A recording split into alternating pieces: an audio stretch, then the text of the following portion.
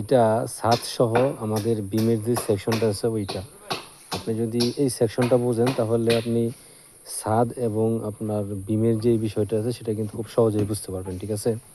তো এখানে দেখেন যে বিমটা কিন্তু পাশে এখানে 10 ইঞ্চি আছে এবং ছাদের নিচে কিন্তু এখানে ঝুলন্ত আছে 10 ইঞ্চি, ছাদের কাস্টিং এখানে আছে আপনার 5 ইঞ্চি। টোটাল কিন্তু আমাদের এই বিমটা কিন্তু আপনার 10 বাই 15 ইঞ্চির মতো কিন্তু আমাদের এই বিমটা কিন্তু ঝুলন্ত অবস্থায় দেওয়া হয়েছে আর কি, ঠিক আছে? তো এখানে দেখেন নিচে বিমের মধ্যে যে রডটা এখানে দেওয়া হয়েছে 3টা 16 মিলি ডায়া এক্সট্রা স্ট্রেট বার, ঠিক আছে? নিচে 3টা 16 মিলি স্ট্রেট বার এখানে দেওয়া হয়েছে। উপরে এইখানে এবং এইখানে দুইটাই কিন্তু 16 মিলি স্ট্রেট বার দেওয়া হয়েছে আর কি, ঠিক আছে?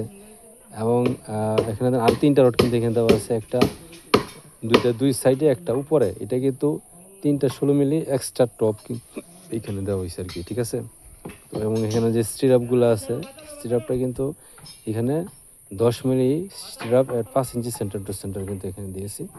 কিলার কভার কিন্তু এখানে 1.5 ইঞ্চি কিলার কভার এখানে দেখানো হয়েছে আর কি, ঠিক আছে?